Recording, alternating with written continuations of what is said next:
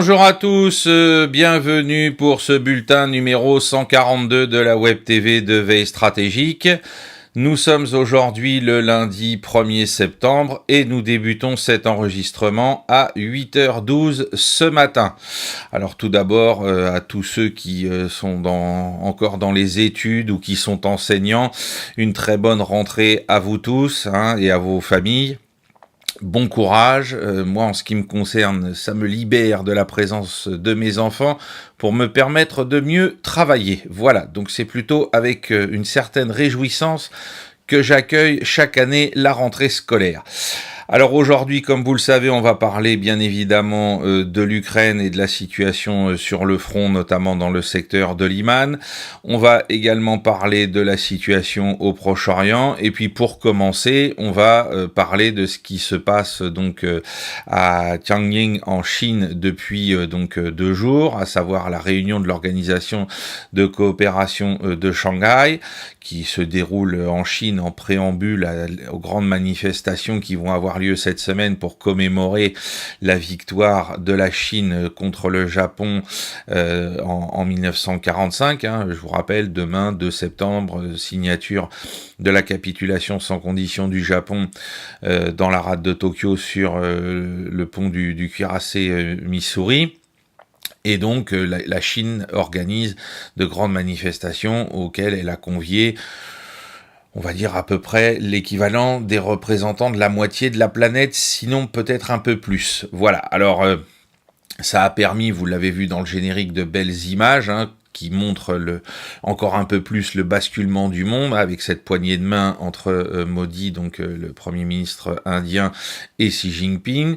On a vu également la grande photo de famille de tous les membres de l'Organisation de coopération de Shanghai, avec Erdogan, avec Aliyev, avec également donc le président arménien, et puis une espèce de grand pied de nez finalement pour la Russie, bien sûr, puisque Vladimir Poutine est présent, un grand pied de nez de la Russie, pardon, pas pour la Russie, mais de la Russie, au reste du monde, puisqu'elle est toujours conviée à tout ça, et qu'elle montre à quel point, selon les bandits de grand chemin, les journalistes des médias de grand chemin, elle est isolée aux yeux du monde. Voilà, puisque l'ensemble de ces pays présents, je l'ai dit, représente probablement largement plus de la moitié de la population mondiale, et la Russie est invitée, Vladimir Poutine est invité, il n'y a aucun problème.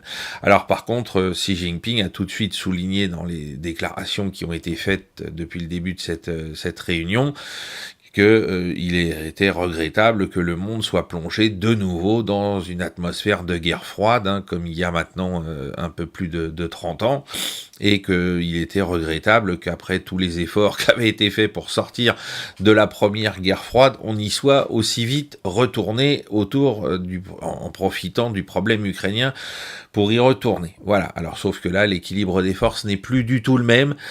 C'est plus un tiers de l'humanité contre un autre tiers et puis un troisième tiers, ce fameux tiers-monde qui regarde tout ça avec le camp des non-alignés. Là, on est plutôt sur un rapport de force de 2 tiers de l'humanité contre un tiers, peut-être même 3 quarts contre un quart. Et en plus le quart restant, même s'il est toujours très puissant, à savoir l'Occident en termes de moyens, on voit bien qu'il est sur une phase complètement déclinante dans tous les domaines, aussi bien politique, économique, moral, sociétal, etc.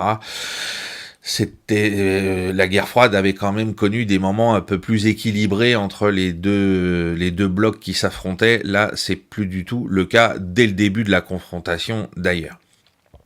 Voilà ce qu'on pouvait dire, donc on en reparlera bien évidemment demain matin dans la matinale de GPTV avec Nicolas Stocker, tout comme on parlera de cet anniversaire, de ce 80e anniversaire de la fin de la guerre en Asie-Pacifique. Alors maintenant on va parler du Proche-Orient, on va parler de ce qui se passe en Palestine et en Israël.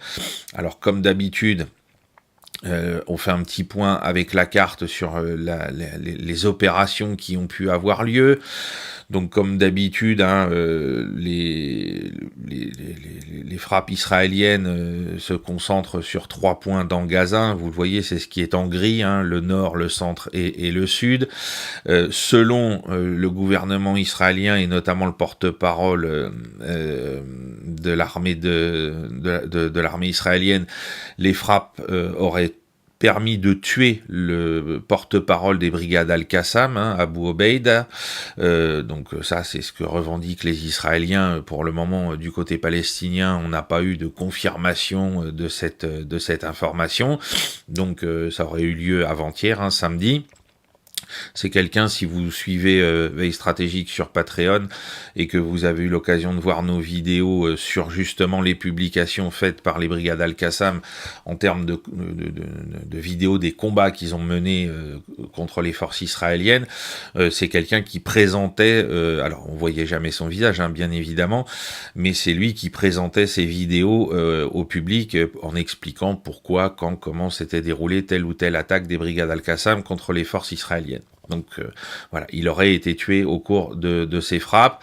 Il faut noter qu'au cours des frappes qui ont eu lieu hier, on a 88 civils qui ont été tués, 421 blessés. C'est-à-dire que la guerre se poursuit comme d'habitude et majoritairement ce ne sont que des opérations de frappe aérienne. Hein. Pour le moment, la grande offensive terrestre de Tsahal dans Gaza City n'a toujours pas... elle a démarré avec des éléments de reconnaissance, mais le gros des forces n'a pas encore été engagé. On sait que ça s'est très mal déroulé la semaine dernière. Il y a des suspicions qu'au cours d'une de ces attaques, on ait des soldats israéliens qui aient terminé non pas morts, mais prisonniers des Palestiniens, ce qui fait que, voilà, comme annoncé, ça remettra perpétuellement une pièce dans la machine, hein, puisque ça fera donc de nouveaux prisonniers de guerre, hein, puisque c'est des soldats à échanger, et si on ne les échange pas, on poursuit les combats. Bref, le cycle infernal va se reproduire, comme on l'avait dit, et comme les observateurs israéliens l'avaient dit. Cette histoire d'opération majeure pour occuper Gaza City est une bêtise, même sur le plan militaire. On n'est même pas besoin de rentrer dans des considérations. Est-ce qu'on est pro les uns, pro les autres?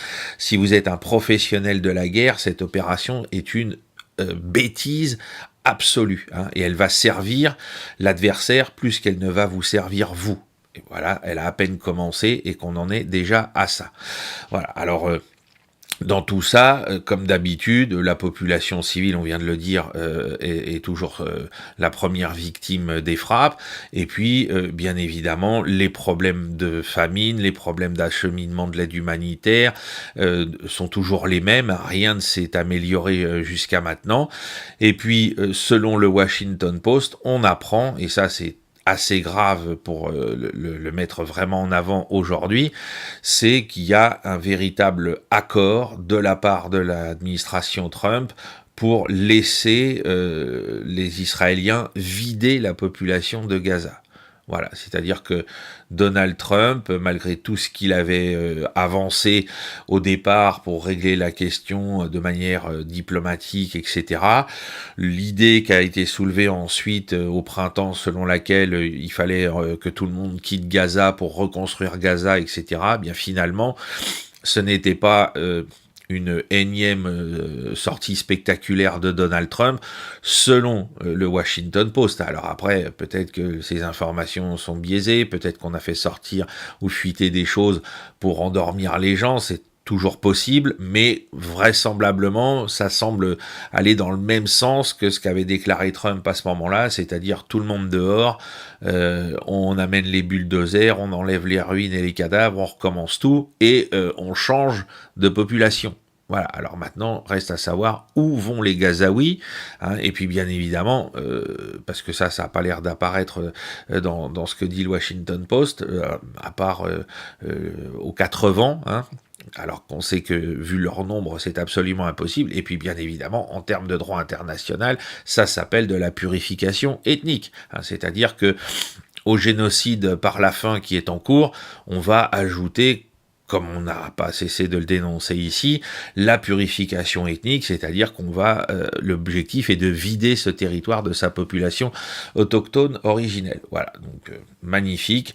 Alors ça, il est clair que ça va, c'est ce que j'ai dit il y a déjà 15 jours sur GPTV, c'est le grand point noir de la présidence de Donald Trump, de son second mandat, de s'être mis dans cette situation-là.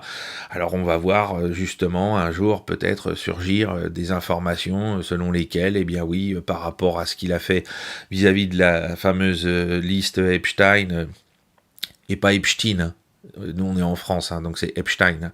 J'ai entendu personne dire Albert Einstein, hein. C'est Albert Einstein, et donc c'est notre ami Jeffrey Epstein, voilà, parce que ça commence à me saouler, les journalistes qui s'amusent à prononcer d'un seul coup à l'américaine pour pas souligner le fait que Epstein était de religion juive. C'est hallucinant, c'est hallucinant. Quand on vous dit qu'il faut lutter contre l'antisémitisme, il faudrait d'abord commencer par arrêter de se moquer des gens sur l'identité des gens, hein, dont on parle. Et puis d'un seul coup, je crois qu'ils avaient déjà fait la même chose avec Weinstein, là, le producteur qui se faisait faire des gâteries par les actrices là pour qu'elles obtiennent des contrats.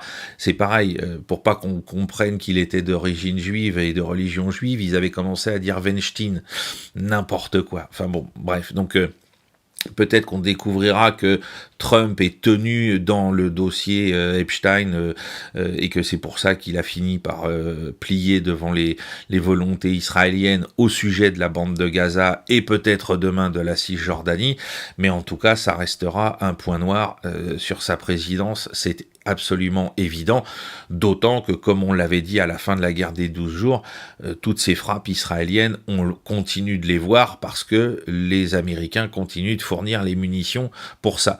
Donc il n'y a plus de doute sur le fait que Trump soutienne directement les volontés hégémoniques et expansionnistes israéliennes sur la bande de Gaza. Ça, on ne peut absolument plus le mettre en cause.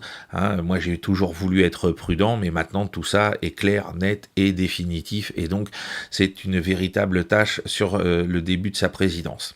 Alors, en plus de ça, on apprend que vraisemblablement, les opérations qui sont menées par Israël en Syrie, hein, je le rappelle, cet été, notamment autour du problème druze, eh bien, là encore, il y aurait eu un accord de la part des États-Unis pour laisser faire les Israéliens dans cette zone.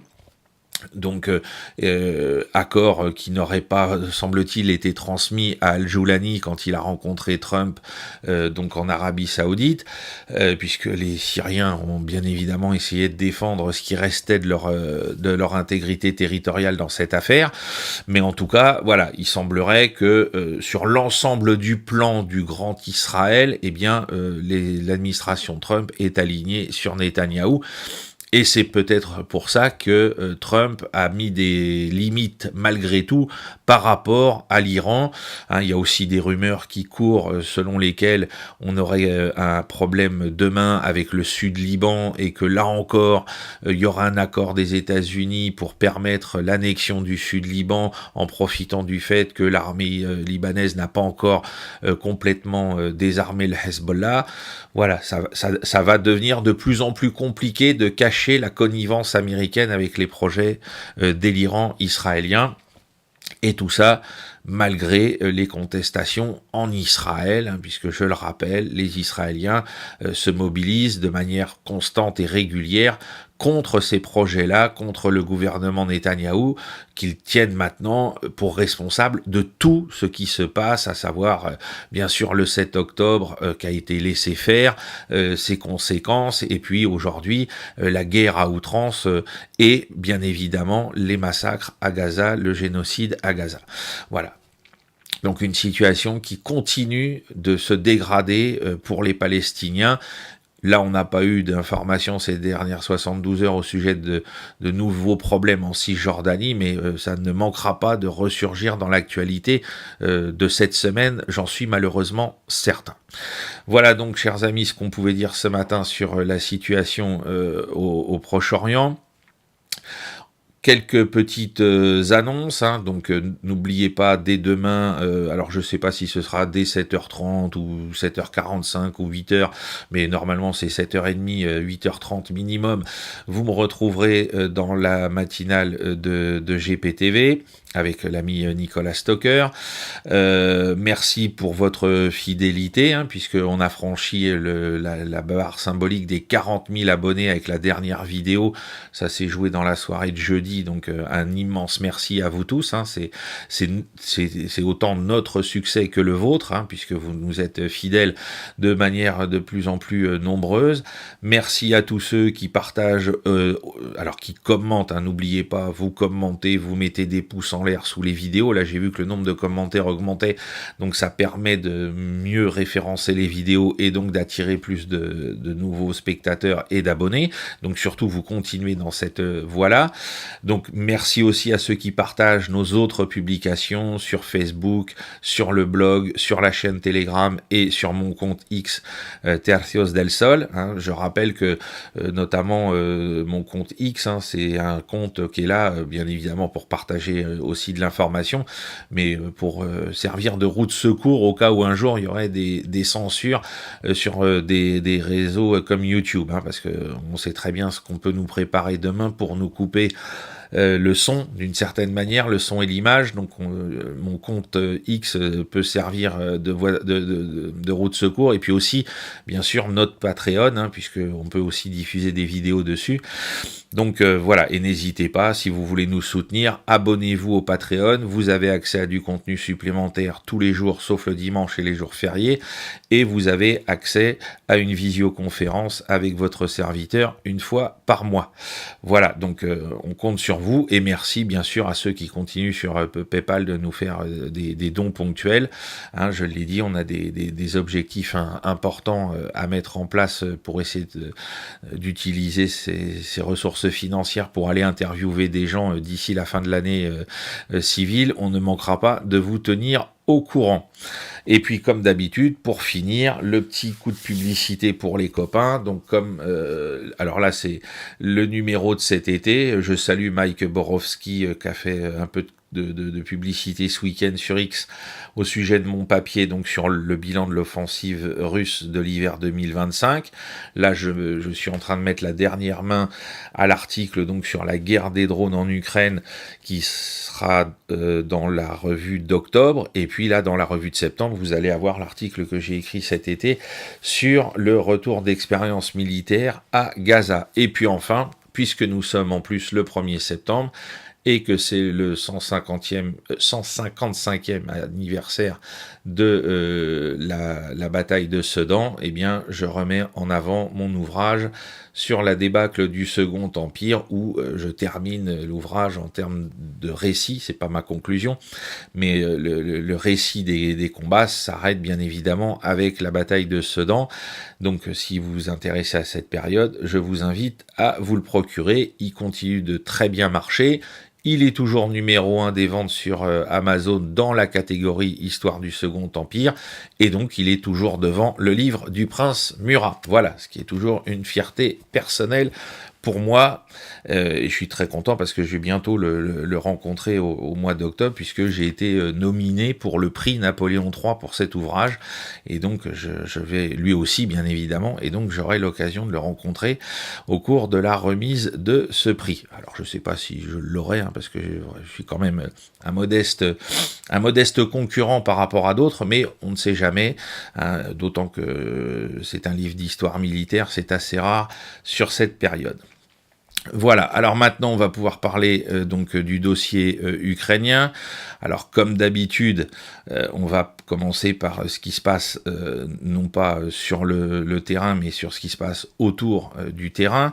Alors on a d'abord eu cette rencontre, je ne sais plus comment la qualifier, je ne trouve plus mes mots. D'ailleurs merci pour l'autre jour ceux qui m'ont corrigé entre œillère et ornière. J'ai la fatigue, hein, des fois j'ai des nuits un peu courtes, alors du coup le matin je m'en mêle un peu les pinceaux, mais donc merci d'avoir corrigé, hein.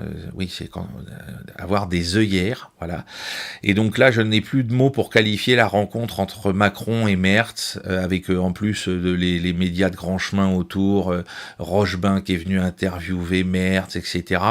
On les a vus tous les deux faire une espèce de shorts sur les réseaux où l'un parlait français, donc Merz, et puis Macron parlait allemand pour nous dire, enfin, comme disait Marx, la première fois qu'une chose se déroule dans l'histoire, c'est une tragédie.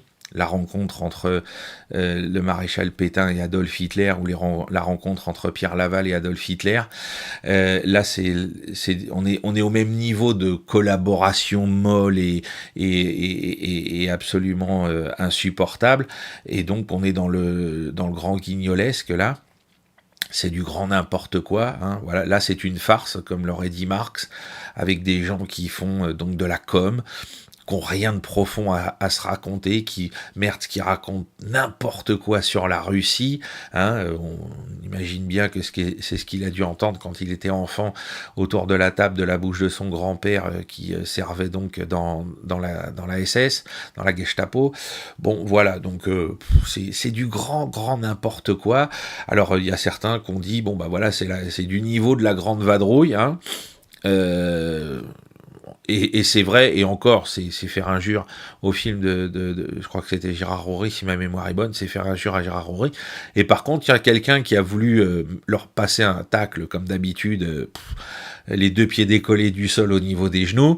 C'est l'ami Medvedev qui est venu leur dire, les gars, faudrait peut-être que enfin vous preniez en compte les leçons de la Seconde Guerre mondiale, si vous voulez pas que ça se termine au point où on va devoir vous identifier grâce à vos dents. Petit clin d'œil à la façon dont on a pu identifier le cadavre d'Adolf Hitler après sa mort en avril 1945. Donc voilà le niveau du tacle de Medvedev, hein. Donc en gros, bah, il leur rend la monnaie de la pièce, hein, puisque tout le monde en Occident est là de sa petite réduction ad Hitlerum vis-à-vis de Poutine. Et bien là, lui, il leur dit, vous allez finir comme Hitler et on vous identifiera avec vos dents, voilà, avec votre dentition. Excellent. Alors, là, donc, c'est de la farce. Au niveau de choses beaucoup plus sérieuses, on a eu la liquidation de cette ordure de Paroubi à Lviv, qui s'est pris une balle dans la tête par un type qui était donc déguisé, grimé, comme vous voulez, en livreur Uber. Donc Paroubi, bah voilà, c'est lui qui est le responsable de l'opération des snipers sur le Maïdan, hein, qui sont venus semer la mort sur le Maïdan pour faire monter la colère contre les pro-russes. Enfin, ceux qui étaient réputés pro-russes. Il est probablement l'organisateur du massacre par le feu de la maison des syndicats à Odessa, hein. C'était un néo-nazi bandériste patenté qui, vous cherchez ça sur Internet, vous voyez ses photos quand il était plus jeune, le bras tendu, etc. Nous dire qu'Adolf Hitler était quelqu'un d'absolument phénoménal, que c'était un être exceptionnel, etc. Enfin bon, bref, le néo-nazi bandériste absolument parfait, et donc il s'est pris une balle dans la tête. Alors il y a deux choses à prendre en compte. La première, c'est qui a pu faire le coup. Alors selon certains se disent, bon bah tiens, voilà, c'est ce qu'on n'arrêtait pas de dire par rapport à ce qui s'est passé pour Bandera lui-même.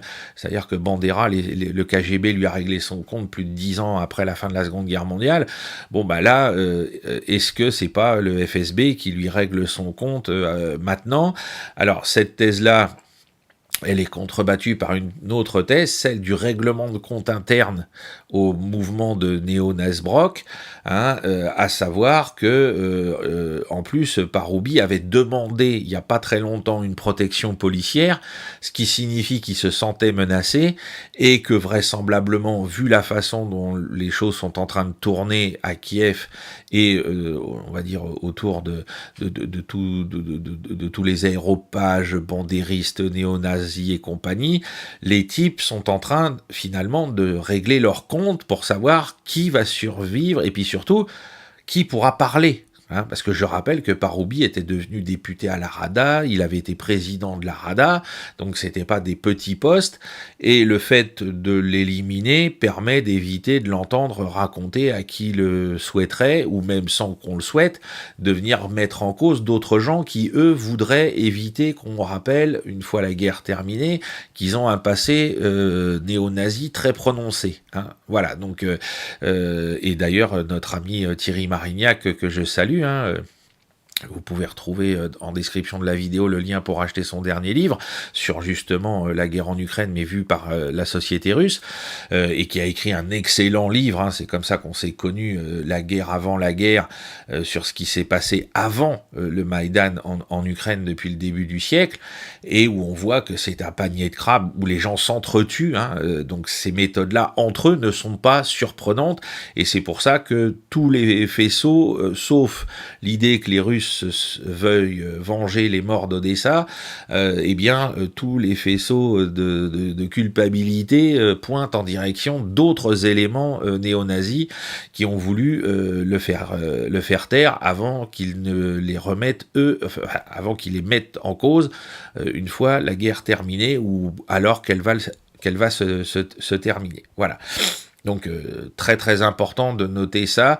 Et enfin, à vomir, dans la rubrique à vomir, on a eu les réactions un peu partout, de tous les NAFO, de tous les anti-russes rabiques, de tous les pro-Union européenne, les plus fanatiques.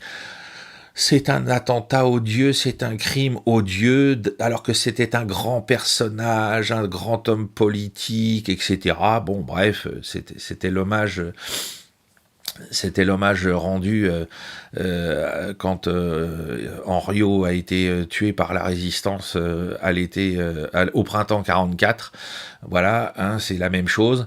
Donc c'est magnifique de les voir tous pleurer sur un type qui était donc... Si ce type avait été dans la politique française, il aurait été donc dans les marges du Front National, on aurait découvert, je sais pas, qu'il aurait fait un défilé en uniforme de la LVF et on nous aurait dit pique-pendre à son sujet. Il aurait été médiatiquement condamné, etc. Là, non, c'est un grand personnage, c'est odieux, l'inversion des valeurs à ce point-là, c'est juste, on voit bien à quel point on est devenu complètement fou. Et dernier point avant de parler du front, la petite blague des rumeurs selon lesquelles les Russes seraient d'accord pour que si après la signature d'un accord de paix ou une mise en pause de la guerre en Ukraine pour signer un accord de paix, on doit déployer des forces internationales, et je l'avais déjà évoqué moi-même avec un petit clin d'œil il y a quelques mois, eh bien il semblerait, alors après... j'emploie bien le conditionnel, que les Russes seraient d'accord pour que les Chinois participent à cette force d'interposition, cette force de réassurance, en tant que pays membre membre permanent du Conseil de sécurité, voilà. Hein, si les Anglais et les Français veulent venir, d'accord, les Chinois ils viennent aussi. Alors là, bien évidemment, c'est le piège pour la diplomatie européenne et son discours. On veut la paix. Parce que si vous voulez la paix, vous allez dire « Ah bah oui, là oui, d'accord, comme ça on est sûr que tout le monde y trouve son compte, et puis que les Russes ils vont pas se mettre à attaquer des positions où il y a des Chinois qui seraient là, hein, voilà. » Mais là, le problème, c'est qu'on sait bien que l'objectif des Européens fous, hein, des Dalton, c'est pas celui-là. Donc tout de suite, on est là, on voit en plus sur les plateaux de télé les bandits de grand chemin là, qui sont là, ah mais non, mais faut pas que les Chinois y viennent, ça remet tout en cause. Bah oui, on a bien compris que ça remettait tout en cause pour la paix, hein, c'est-à-dire que, non, pas pour la paix, pardon, pour la guerre, ah oui, c'est-à-dire que toutes les provocations que vous pourriez faire, etc., il y aurait les Chinois qui seraient avec vous dans le dispositif, donc ça marcherait pas, vous pourriez pas faire n'importe quoi pour essayer de provoquer les Russes, de faire des opérations sous fond de drapeau, et ensuite déclencher l'apocalypse, ça marcherait pas, il y aurait des Chinois avec vous, et peut-être même des Turcs, qui marcheraient pas avec vous non plus dans cette affaire, loupé, donc... c'est une rumeur, on verra si elle se confirme dans les jours qui viennent, notamment avec la rencontre qui a lieu en ce moment donc à Tianjin entre Xi Jinping et Vladimir Poutine, mais j'ai trouvé ça absolument exceptionnel, comme révélateur de la mauvaise foi des gens qui servent sur les plateaux de télévision, parce que c'était vraiment extraordinaire de les voir dans cet état-là. Voilà. Alors maintenant, on va passer à la situation sur le théâtre militaire, sur le théâtre des opérations. Alors, comme vous le voyez sur la grande carte, on a toujours plein d'icônes à l'intérieur du territoire de l'Ukraine pour les frappes en profondeur. Donc les frappes en profondeur continuent de viser au niveau des villes qui sont, on va dire, à l'ouest du Dniepr, tout ce qui est ateliers de fabrication, industrie, système électrique et compagnie, ou grands dépôts comme celles, vous voyez les frappes qui ont eu lieu sur Odessa notamment. Là, c'est probablement des entrepôts dans lesquels sont stockés ce qui arrive depuis les pays de l'OTAN, ou des États-Unis plus directement. Et puis celles qui sont à l'est du Dniepr, le plus proche de la ligne de front, là, on est comme d'habitude sur un mix entre des cibles proprement militaires, des postes de commandement avancés, des batteries d'artillerie, des dépôts de munitions avancés, et également tout ce qui concerne les éventuels systèmes de défense antiaérien qui peuvent rester, et puis tout ce qui est logistique avancée, les premiers dépôts, etc. Voilà, donc là, les Russes poursuivent tout au long des nuits qui se succèdent à mener ce genre de frappes. Alors des fois, il y en a qui sont beaucoup plus fortes que d'autres. Là, on est sur des frappes d'intensité quand même plus élevées que les semaines précédentes, et qui montrent bien que les Russes sont en train non seulement d'affaiblir le potentiel économique et surtout industriel de l'Ukraine pour fabriquer des drones, pour assembler des missiles Taurus ou autre chose, et puis continuent de modeler l'arrière-front immédiat pour faciliter leurs opérations sur le terrain lui-même. Voilà, alors aujourd'hui on va s'intéresser à deux secteurs. Comme d'habitude, je rappelle pour ceux qui découvrent la chaîne, ça ne veut pas dire qu'il y a eu des combats que dans ces deux secteurs-là, mais c'est là que les combats ont eu le plus d'importance par rapport à l'évolution globale des opérations. Alors vous le voyez, on va parler de Terny-Liman, ou Svatovo-Kremena selon la dénomination, et puis on va ensuite parler de Konstantinovka et de Pokrovsk, parce que c'est là que se jouent, en tout cas sur la journée d'hier, les combats les plus intéressants pour nous.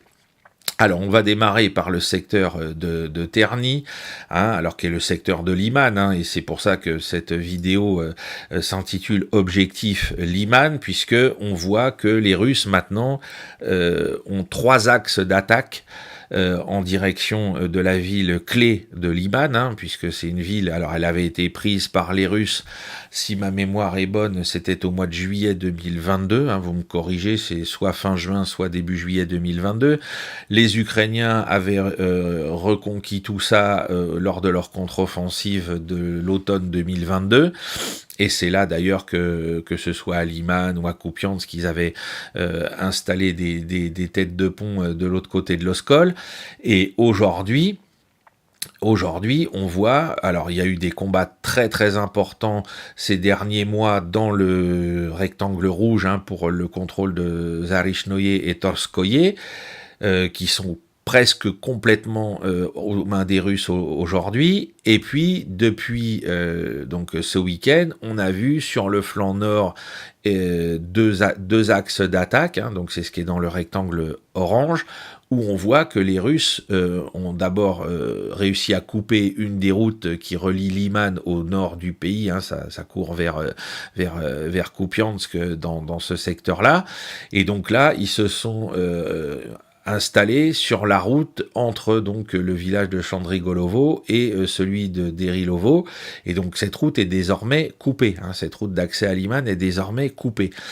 Et parallèlement à ça, légèrement à gauche de cette progression, on a un troisième axe qui est presque central par rapport au découpage géographique de la zone, où les Russes, alors là, hier, il n'y a pas eu d'avancée significative, mais où ils ont aussi développé leurs attaques depuis plusieurs semaines. Donc aujourd'hui, la ville de Liman, elle est ciblée par trois axes d'attaque différents, et on pourrait même y en ajouter un quatrième, puisque comme vous le voyez tout en bas de la carte, on voit donc il y a Dibrova, et vous voyez à la limite des lignes russes la zone forestière de Serebiansky, qui est depuis quelques semaines maintenant quasiment pour moitié tombé entre les mains des Russes. Et au débouché de cette forêt, les Russes ont également, alors sur leur flanc sud, ils ont le Seversky Donetsk, donc ça leur pose un problème pour le franchir de vive force avec de nombreux moyens pour ensuite attaquer vers Seversk, mais par contre ça leur permet de venir renforcer l'axe d'attaque qui part depuis Torskoye, dans le rectangle rouge, en direction de Liman.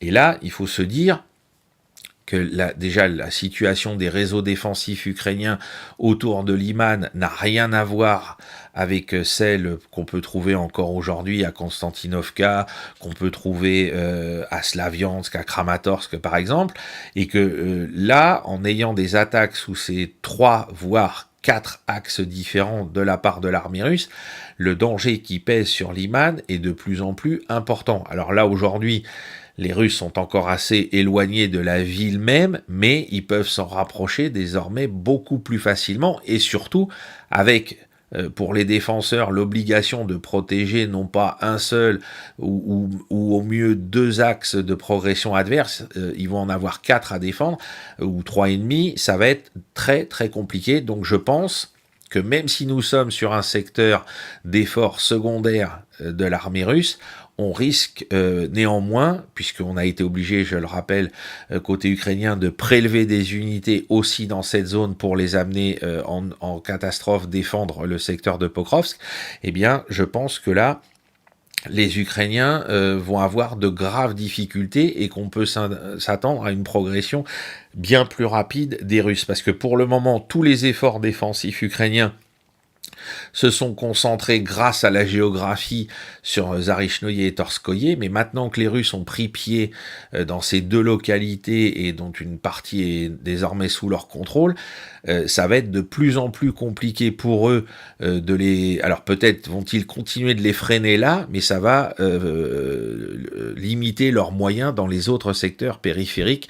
Donc à un moment ou un autre, Liman peut se retrouver attaqué et avec des éléments russes qui vont pas forcément venir de là, mais peut-être du nord ou peut-être du secteur de Dibrova au débouché de la forêt de Serebiansky. Donc c'est un secteur qu'il faut absolument surveiller, parce que avec les effets donc de ce fameux Zugzwang qui a obligé les Ukrainiens à faire des déplacements d'unités pour renforcer Pokrovsk, sinon Pokrovsk tombait, eh bien ça les a mis en difficulté dans de nombreux autres secteurs, dont celui-là, et la chute de Liman, là, alors bien évidemment, symboliquement ce serait terrible, mais stratégiquement c'est ensuite un moyen de contourner, de redescendre plein sud et de contourner tous les réseaux défensifs qui protègent bien évidemment en premier lieu Seversk, mais ensuite Slaviansk et Kramatorsk. Donc ce serait véritablement désastreux pour l'armée ukrainienne, et donc on comprend que même si c'est je le rappelle, j'insiste bien, une zone d'effort secondaire pour les Russes, ça peut devenir rapidement un point d'exploitation important. Et donc dans ce secteur, alors ça compte aussi le secteur qui remonte plus au nord, les Ukrainiens auraient perdu, selon les statistiques russes, 235 hommes, tués, blessés, prisonniers et disparus, 2 chars, 5 véhicules blindés, 13 véhicules à moteur, 2 pièces d'artillerie et 7 stations de guerre électronique, c'est-à-dire moyens de communication, moyens de brouillage, donc une partie de ce qui sert à la fois au commandement et au contrôle des unités, et puis aussi au repérage des unités adverses. Donc, encore une fois, un niveau d'attrition de l'armée ukrainienne qui reste extrêmement élevé par rapport à la dynamique de progression du terrain. On a eu le ministre de la Défense Belousov côté russe qui a fait un bilan de l'été. et même du premier, enfin pas du premier semestre, des 8 premiers mois de l'année en termes de pertes ukrainiennes, pour les Russes, il y aurait eu 365 000 Ukrainiens mis hors de combat depuis le début de l'année, ce qui est colossal, et plus de 65 000 pièces d'équipement. Alors tout ça, c'est des estimations, hein, c'est les chiffres russes, hein, qui sont à prendre bien évidemment avec des pincettes, mais ça donne un ordre de grandeur du niveau d'attrition qui est infligé aux forces ukrainiennes depuis le début de l'année, et qui en plus est conjugué depuis le mois de juin inclus, par des gains territoriaux qui sont plutôt de l'ordre de 500 à 600 km² par mois pour l'armée russe. Donc on voit bien qu'il y a une dynamique qui est en route et qui est ultra favorable aux Russes pour le moment, surtout quand on la combine aux destructions opérées sur l'arrière-front au niveau stratégique par les missiles et les drones, sur les moyens de production ou sur tout ce qui concerne le réseau électrique ukrainien. Donc voilà pourquoi on a nommé cette vidéo Objectif Liman, parce que pour nous, ça va probablement beaucoup bouger dans cette zone dans les semaines qui viennent. Alors maintenant, on va redescendre sur Konstantinovka. Donc là, on est dans le Schwerpunkt, dans le secteur du Schwerpunkt de l'armée russe. Donc Konstantinovka, là, fait partie des points où depuis vendredi, les Ukrainiens ont lancé des contre-attaques locales. Alors je ne sais pas pourquoi certains se sont mis à s'énerver en disant « ça y est, les Ukrainiens lancent une contre-offensive ». Où ? Avec quels moyens ? En fait, ils ont lancé des contre-attaques locales sur différents points du front à un moment simultané, à un instant simultané. Donc il y en a qui se comprennent pas la différence entre une contre-offensive et une contre-attaque, comme d'habitude. Hein, ça fait pourtant un moment que la guerre a commencé, qu'on essaye de leur dire que c'est pas du tout la même chose. Donc on a eu simultanément des contre-attaques locales pour essayer de repousser telle ou telle avancée russe, ou de leur mettre des bâtons dans les roues en attaquant le flanc de certaines de leurs avancées pour les ralentir. Parler de contre-offensive, c'est un peu... c'est trop. C'est des contre-attaques locales. Et donc, dans le secteur de Konstantinovka, vous le voyez, les Ukrainiens ont repris tout le terrain qu'avaient conquis les Russes dans le secteur entre Konstantinovka et près de Chino, je vais y arriver. Hein, on avait dit ces dernières semaines que les Russes étaient parvenus dans les faubourgs de Konstantinovka où il y avait des combats. Eh bien, cette contre-attaque, une de ces contre-attaques ukrainiennes, on s'est intéressé à ce secteur-là parce que c'est donc le Schwerpunkt, le point d'effort principal russe. Une de ces contre-attaques a permis aux Ukrainiens de donner un peu d'air à Konstantinovka, donc c'est bien joué. Parce que là, ça a un intérêt immédiat et direct pour protéger une des cibles de l'offensive russe. Hein, et donc c'est pas du tout négligeable. Là, on peut pas dire ah bah oui, voilà. Non, là les Ukrainiens bien joué. Ils ont là c'est probablement parmi les moyens qui avaient été prélevés ailleurs sur le front à la mi-août qu'ils ont pu mener cette contre-attaque locale et donner de l'air à la ville de Konstantinovka et à ses défenseurs en remettant les Russes sur leur position de départ après Chino. Donc on va voir si les Russes vont attaquer de nouveau depuis le secteur orangé d'Alexandro Shultino et Belaya Gora, hein, puisqu'ils avaient avancé ces derniers jours dans cette zone-là aussi. Ou est-ce que les Ukrainiens ont conservé assez de moyens pour relancer aussi une contre-attaque contre cette pointe qui menaçait Konstantinovka? On en parlait dans le bulletin précédent. Ou est-ce qu'ils vont préserver leur monde, renforcer leur défense et attendre le prochain coup des Russes, hein, parce qu'il y a toutes ces options-là qui sont sur la table. Mais en tout cas, voilà, une des contre-attaques menées avec force et intelligence à un point du front où c'était nécessaire de le faire, voilà ce qu'elle a permis de regagner comme terrain pour l'armée ukrainienne. Alors maintenant, on va aller dans le secteur de Pokrovsk-Mirnograd. Alors on va commencer par Mirnograd, hein, où vous le voyez donc depuis hier, les groupes de reconnaissance russes ont pénétré dans Mirnograd un peu, donc par le nord, un peu sur le même modèle que ce qu'ils ont fait pour pénétrer dans Pokrovsk au début du mois d'août. c'est-à-dire des systèmes d'infiltration avec des groupes de reconnaissance en profondeur qui sont soit sur des motos, soit qui sont débarqués très proches des lignes et puis qui ensuite s'infiltrent à pied, en profitant du fait que les réseaux défensifs ukrainiens, c'est pas, je vous l'ai dit, les tranchées de la Première Guerre mondiale avec un homme tous les 4 mètres. On est très loin de tout ça, hein. La densité des combattants au kilomètre est très faible, et donc on a des points aujourd'hui où l'infiltration est tout à fait envisageable, et surtout qu'une fois que vous êtes rentré dans les faubourgs de la ville, les bâtiments vous protègent et facilitent ces infiltrations. Donc là, depuis hier, les groupes de reconnaissance en profondeur russes sont entrés dans Mirnograd, tandis que au nord de Mirnograd, hein, légèrement au nord-ouest, les combats se poursuivent le long de cette fameuse route, hein, qui remonte depuis Pokrovsk vers le nord, vers Drobopilia, pour assurer ensuite la liaison vers justement tout le secteur Konstantinovka, Slaviansk, Kramatorsk. Donc là, les combats se poursuivent avec des gains de terrain qui sont nuls de part et d'autre, hein, notamment à l'intérieur de Rodinskoye. Pour ça que vous avez des flèches rouges et jaunes qui se font face, et que les avancées de part et d'autre aboutissent à une somme nulle. Mais les combats se poursuivent, et surtout, vous imaginez bien que parcourir cette route avec des munitions, du ravitaillement, des renforts, c'est, comme je le disais l'autre jour, c'est pas l'autoroute du soleil, hein, c'est sous le feu des drones, de l'artillerie, des armes lourdes russes. Donc, même si physiquement les Russes ne coupent pas la route, par les feux, ils en rendent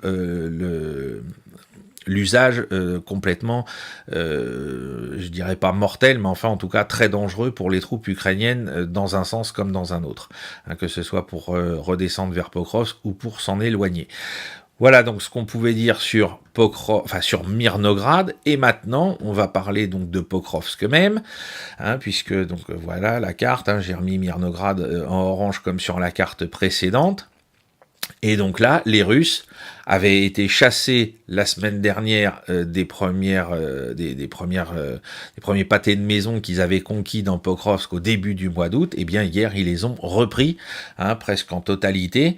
Ils ont réussi à reprendre l'initiative dans la zone, et donc hein, c'est un chassé croisé, hein, c'est un peu comme dans certains moments de la bataille de Stalingrad, hein, les Russes avançaient, les Allemands avançaient, prenaient telle ou telle usine ou telle partie d'usine, et puis les Russes contre-attaquaient, ils les reprenaient, et c'est comme ça que ça a duré pendant plusieurs mois dans des conditions absolument terrifiantes. Et ben là, on est dans le même système, c'est-à-dire les Russes ont lancé leur opération initiale, leurs commandos, leurs groupes d'action en profondeur se sont infiltrés, leurs unités régulières ont ensuite profité de ça pour occuper du terrain, essayer d'établir un périmètre défensif. Les Ukrainiens ont ramené du monde, ils ont contre-attaqué, ils ont chassé les Russes, et hier les Russes ont repris à nouveau ces quartiers. Est-ce qu'il y a à nouveau des groupes en profondeur qui se sont infiltrés, enfin des groupes d'action en profondeur qui se sont infiltrés dans Pokrovsk? Ça, on ne le sait pas encore. Et puis simultanément, vous avez au sud, hein, et ça on n'a pas cessé de vous le dire, une attaque pour nous qui est une attaque de fixation des forces ukrainiennes, donc autour de Shunichine, hein, depuis Novokraïnka. Et donc là, alors il n'y a pas eu d'avancée dans Shunichine, mais vous voyez que juste au sud de ce petit village, eh bien, les Russes ont conquis une portion de terrain agricole plus importante qui va probablement leur permettre de flanquer les défenseurs, hein, de continuer de les attaquer par le biais de la voie ferrée, qui protège donc plus facilement des observations de drones, etc. Mais aussi depuis donc ces nouvelles positions, de les prendre de flanc. Voilà donc ce qu'on pouvait dire sur le secteur de Pokrovsk, où vous le voyez, hein, quand je pense que la semaine dernière, quand les Ukrainiens ont chassé les Russes des faubourgs qui viennent d'être repris, les Ukrainiens criaient, ou les NAFO criaient victoire, ça y est, c'est fini, Pokrovsk ne tombera pas. Bon, bah non, c'est pas aussi facile et aussi simple que ça, d'autant que ces attaques correspondent au fait que, alors c'est pas sur la carte là, vous voyez, il y a Kotlino qui est complètement sur le bord à gauche, vous avez aussi à côté Oudachnoye, et Oudachnoye et sa périphérie sont complètement tombés aux mains des Russes. Et donc c'est à mon avis pour ça que ça a rendu plus facile la libération d'éléments pour reprendre l'offensive en direction de Pokrovsk même, pour avancer dans les quartiers. Hein. Il y a 2 axes d'attaque, plein sud et puis légèrement sud-ouest. Bon, on verra ce que ça va donner dans les jours qui viennent. Je rappelle que les quartiers avec des immeubles de hauteur sont plutôt au sud de la ville, et dès que les Russes les auront conquis, ils auront des vues sur tout le reste de la ville, et ça facilitera leurs attaques, alors que pour le moment, ça facilite le travail des défenseurs. Et donc, pour terminer, sur l'ensemble du secteur du Schwerpunkt russe, donc qui va de Konstantinovka en passant par Pokrovsk-Mirnograd et qui descend jusqu'à Novopavlovka, les pertes ukrainiennes pour la journée d'hier s'élèveraient à 440 hommes tués, blessés, prisonniers disparus, un char, 4 véhicules blindés, 5 véhicules à moteur et 2 pièces d'artillerie, ce qui signifie, comme d'habitude, que c'est là que se déroulent les combats les plus intenses, les plus dynamiques, et qui, pour le moment, sont à nouveau en faveur des Russes, sauf pour la contre-attaque qu'on a vue tout à l'heure sur Konstantinovka, qui a permis de dégager un petit peu, de donner un peu d'air à la garnison. Voilà donc, chers amis, ce qu'on pouvait dire en ce premier jour du mois de septembre, à la fois sur la situation au Proche-Orient et sur la situation en Ukraine. On se retrouve demain pour approfondir tous ces sujets-là dans la matinale de GPTV, et puis bien évidemment, alors c'est une matinale que vous pouvez revoir en rediffusion, hein, si vous n'êtes pas capable de l'écouter en direct parce que vous retournez travailler vous aussi, et puis on se retrouve pour le bulletin 143 jeudi en fin de matinée. Allez, à demain les amis, au revoir.